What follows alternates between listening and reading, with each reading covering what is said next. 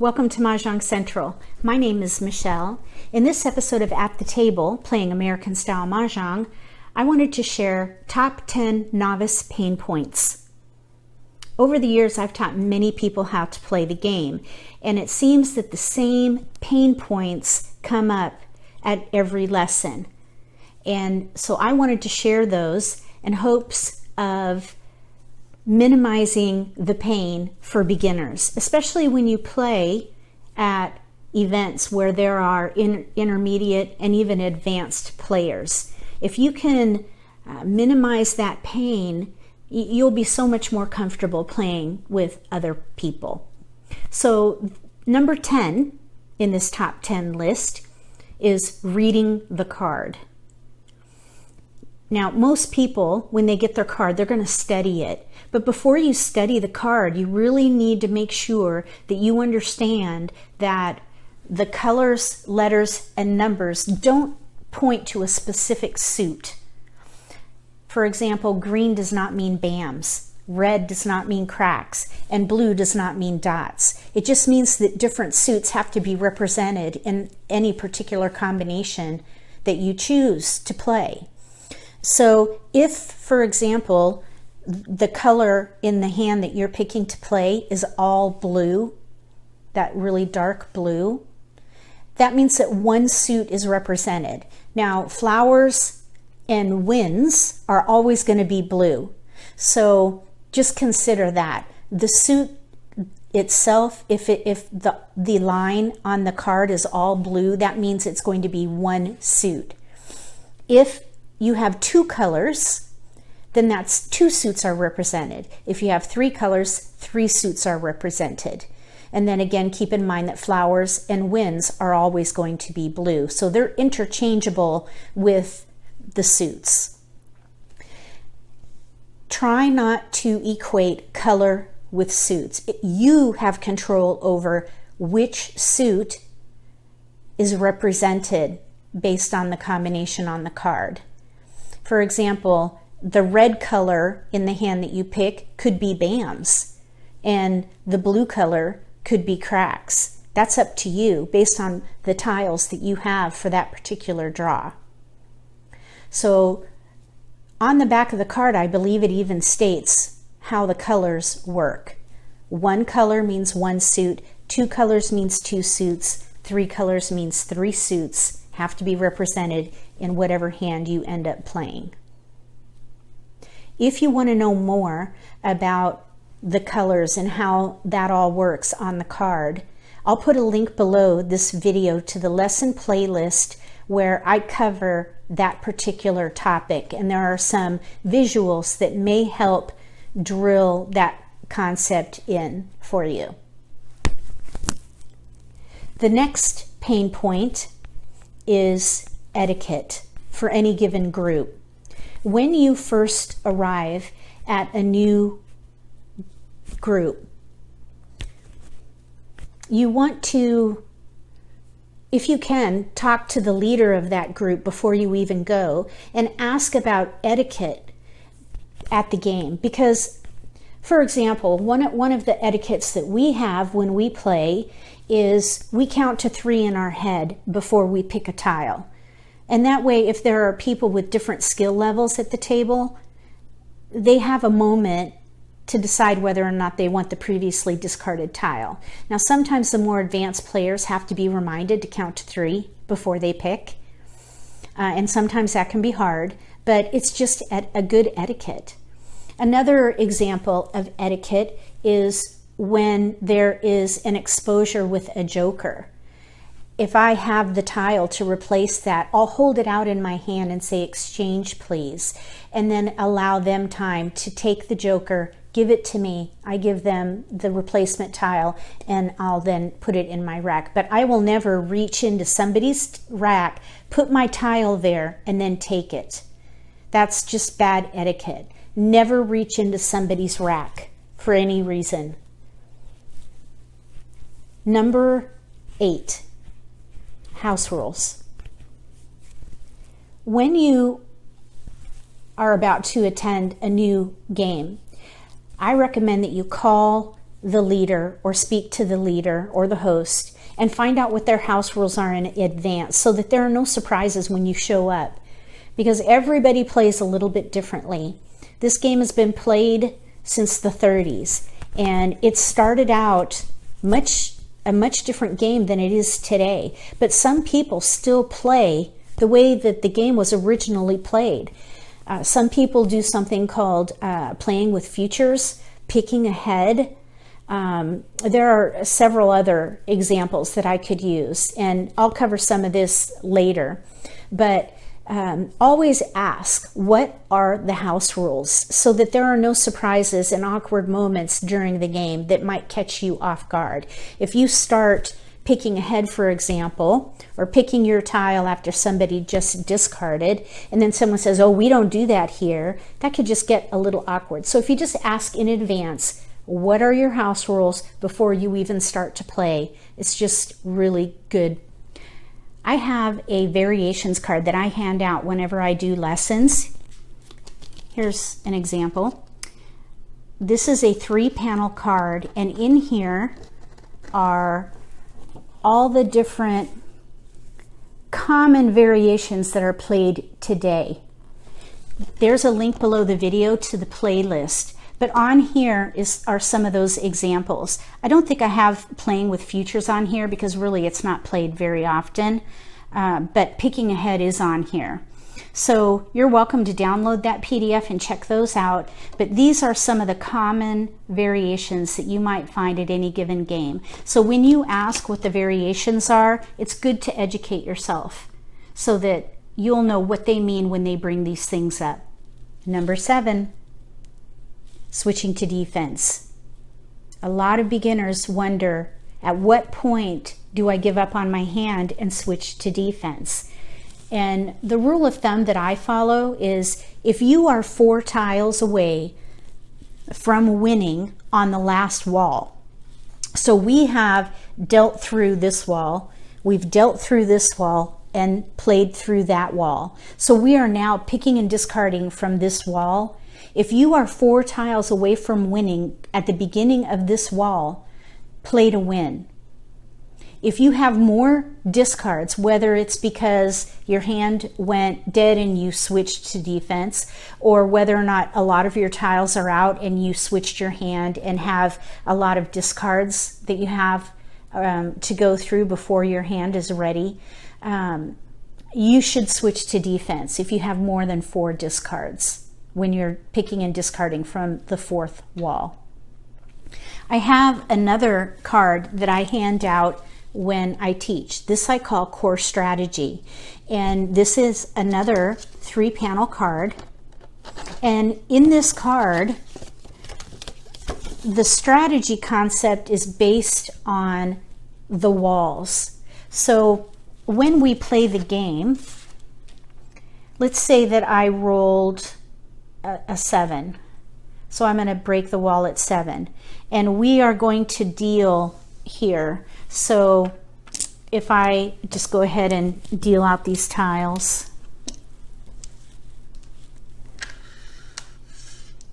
so that we can kind of do an image, an example of what the walls will look like as we go through. So you can see that this half of this wall is now gone, half of this wall is gone, because all these tiles are now dealt into everybody's hand. So then I'm going to take a 1 and a 3, and this player will get 1, this player will get 1, and this player as well. So we have now a very short wall left for this player here, and then we have this wall right here, which is off camera.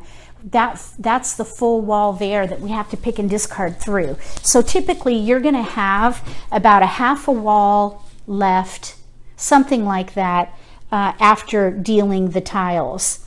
So once you pick and discard through that remaining wall, you're going to have your 3rd wall, and then your 4th wall, and then usually a short wall. And that's going to change based on whether or not you use dice to break the wall.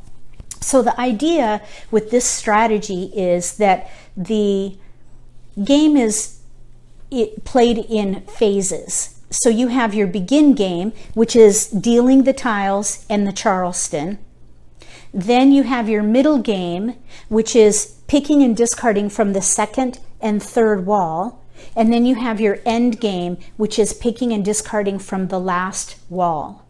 So the concepts of what you're focused on are different depending on where you are in the game. So this card covers all those ideas. And it makes sense if you read this and have any questions, just let me know. I'd be happy to talk through it with you.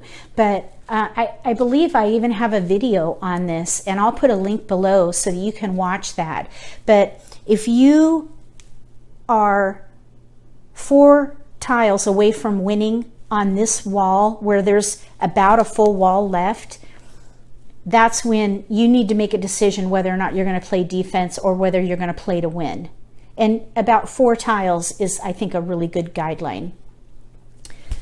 Number 6, keeping track of discards. So let me show you what people do as far as keeping track of discards. It really doesn't matter what I have in my hand. I just have to have them organized somewhat, just because I'm kind of crazy that way. Okay, so when and let's just say I threw a 6 bam here, because I need to have 4, 4, and 5 in the middle, so I have the right number of tiles. So during the game, some people will turn their tiles, and I have a video about tile tells, and I'll leave a link for that video as well so that you can see how tile tells work. And this is one of them. This is really not a good technique because it gives away a lot of information to other players at the table. And some beginners feel that they need to turn their tiles to identify discards. So let's just say all these tiles have been discarded here. And out here, for example, there's a 9 dot, and I have a 9 dot in my hand. So I would turn that tile to the right or to the left, okay, to indicate how many tiles of mine that are out there. So if the tile is pointing to the left, that means there's 1 out. If the tile is pointing to the right, that means there are 2 out. If the tile is upside down, that means there are 3 out. So that's one way that people might be taught to identify number of discards. But really that's not a very good strategy because it gives information to people at the table. If you feel like you need to mark your discards, just mark 1 discard, turn the tile upside down so that you know that your at least one of your tiles is out there, and then you can kind of scout the table to see how many are actually out there. And this way too, you're not giving away any information because the tile is flush. Number 5, keeping up with experienced players. This is a hard one because playing fast is something that comes with time. You've got to play Mah Jongg continuously to improve your decision making so that you are quicker with that decision making. The only way to do that is to play or to do exercises at home if you have your own set. And I have all kinds of videos on exercises that you can do from home with your own set to help quicken your decision making. One of the things that I teach is for players to keep their next discard ready so that when they draw, they're ready to discard right away. That's a really good way to keep the game moving. So if I'm playing a 3-6-9 hand, for example, and I have a 1 bam, well, I'm playing 3-6-9. I know I do not need a 1 bam or a 2 crack. So I'm going to keep those either to the right or the left so that I can quickly draw, and whether I need this tile or not, I can move the game along right away because I've got my next discard already identified. Just throw it out and move the game along, then look at your tile and put it where it belongs, and then analyze your next step identify your next discard so that when it's your turn again, you can discard quickly. So that's one way to keep the game moving. Another pain point is when you're at a decision point and you need to look at the card and pick a hand, or maybe switch your hand and decide. So I would say maybe 10 seconds. Don't take more than 10 seconds to pick what you're going to do next. If you take that time, just say, I just need a minute, and leave it at that. Don't say I got to pick a hand, or I need to look at my card, or I have to change my hand. Don't say anything like that. Just say I need a minute. Even advanced players say I need a minute. So try not to get nervous about that.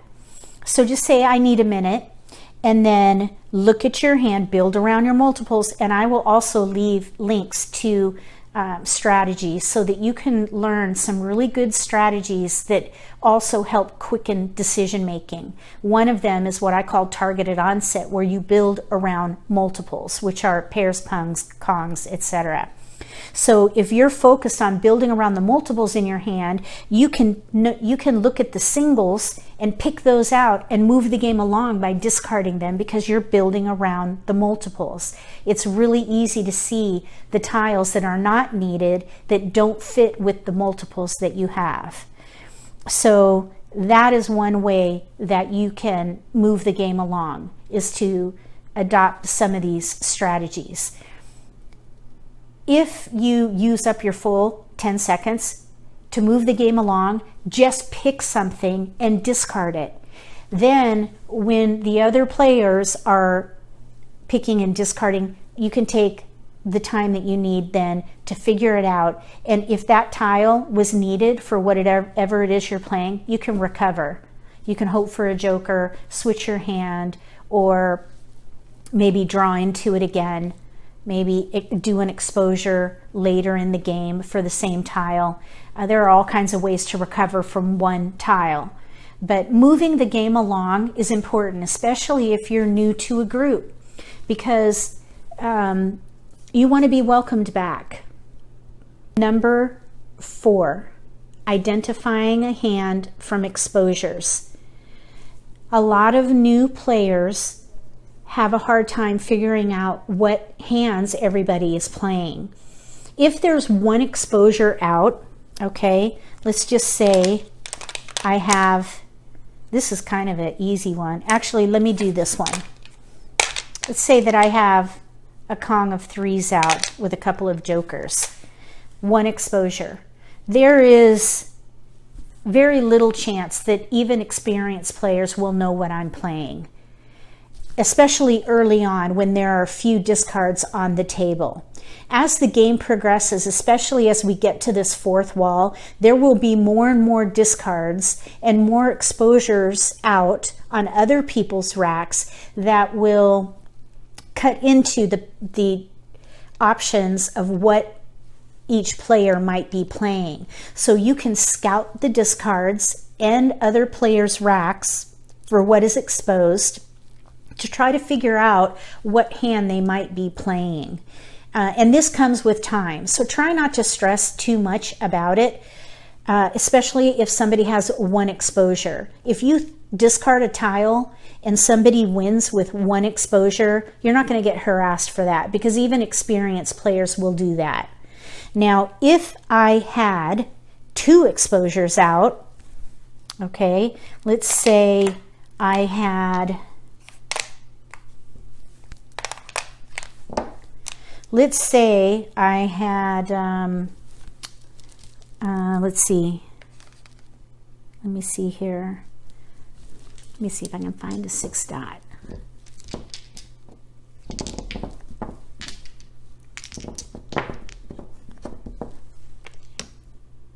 I'll just take a joker. Here we go. Let's say I had a 6 dot. A Kong of 6 dots out here. Now I have 2 exposures. So I have a Kong of 6 dots with a couple of jokers, and I have a Kong of 3 cracks with a couple of jokers. So on the card, there's only one combination that could be, and that would be the 3-6-9 hand with 2 flowers, 3 cracks in one suit, 6 dots in a second suit, and then 9 bams in a third suit. And I can say that because 4 of a kind, there's only a few hands, depending on what numbers they are, that those can represent. So you just have to look at the relationship between those 2 exposures to identify where on the card that hand might be. And in this case, it's 3-6-9, because it can't be consecutive. There are too many numbers in between 3 and 6. You know it's not evens because we have an odd in there. We know it's not odds because we have a 6 in there. We know it's not the year category. We have no 1 or 2. We know it's not a lucky 13 because we have a 6 and a 3, and those don't go together. So by process of elimination, you can figure out, based on whatever combination is displayed, which category they're in. Then you can sort of, by process of elimination, figure out which hand it is. Now, and you can typically only do that when there are 2 exposures. And there are a few situations where 2 exposures might be 2 different hands, so be very careful with that. If somebody is playing a consecutive hand, for example, they could have 6s and 8s out, and that you might think they're playing a 2-4-6-8 hand, but 6s and 8s could also be in consecutive, where there's 5, 6, 7, 8, 9, for example. So be very careful with that. But typically, if you're watching what they're exposing and maybe even discarding, you can figure out whether they're in a 3-6-9, a 2-4-6-8, or a consecutive hand, for example. And again, that comes with time. Try not to stress yourself out about that, and just know that that will come with time. But anytime someone has 2 exposures, try to figure out what they're playing. But don't do it on your turn. Do it in between your turn. So whether or not you know what your next discard is or not, before your next turn, try to identify what hand they may be playing, so that when you draw, you'll know how to discard safely, hopefully. If somebody has 3 exposures out, then that even makes it more important that you try to figure out what they're playing. But again, if you do that in between your turn, so that you try to figure out what they're playing when other people are drawing. That way you won't slow the game down when it is your turn and you draw, and then you're trying to figure it out, holding up the game by looking at the card and looking at the table. Try to do that when it's not your turn, so that'll give you a little more time to try to figure it out. Number 3, switching hands. If you have 1 exposure, it's really easy to switch hands because you are not committed to any particular category. If I'm playing 3-6-9 and I have 3s out, and let's say my 6s or 9s are all used in other exposures or in discards on the table, I can switch to maybe a odd hand, or I could maybe switch to a consecutive hand using those 3s, depending on where we are at the in the pick and discard phase of the game. If we're at a point where maybe we're at the middle of the 3rd wall or nearing the end of the 3rd wall, I may have time to totally switch my hand. If this kind of a switch happens in the 4th wall, more likely than not, it's best just to switch to defense and start discarding tiles that have already been discarded or that are in exposures that you know people aren't going to need because they're already used up. If you have 2 exposures out and you maybe are thinking, I need to change my hand, a lot of times that's not possible because 2 exposures commits you to a given hand usually. There's very little flexibility when you have multiple exposures. That's one reason why you want to keep your exposures at a minimum if you can. Try to draw the hand if you can. And if you do need to take exposures, make sure that you have time to finish the hand and that your tiles that you still need are still available, hopefully in the wall and not in the discards or in other exposures. Because once you have multiple exposures, you're going to really limit the amount of flexibility that you have in changing your hand. Number 2, Charleston decision making. This is another one that comes with time. You'll get faster and faster with your decision making during the Charleston. The more you play, the faster you'll get. But there are some exercises that can help you make faster decisions. On my YouTube channel, there are exercises that I call Charleston modeling, random pulls, Charleston sprints, and even forcing a hand. All those things can help you make faster decisions during the Charleston. So I'll have links below the video for all of those. Watch them, and if you have a set at home, do those exercises yourself, and I guarantee you your decision making will improve. Number 1, picking a hand. Here's the thing about picking a hand. You don't have to pick a hand until you run out of discards. A lot of people teach that when you get your drawn hand, you need to pick a hand, but that is not the case. You do not have to pick a hand. You want to find a category or categories, sometimes you could be in multiple categories, that best fit the tiles that you have. I think that picking a category that uses the multiples that you have is the best strategy, because this is a game of multiples. If you look on the card, there are about 10 hands that use singles and pairs. All the rest of the 50 hands use multiples, pairs, pungs, kongs, quints. So if you build around multiples, then you will be much better off than if you build around suits or singles. If you have no multiples, then look at the most of your tiles and build around those until you get a multiple. Then build around your multiples.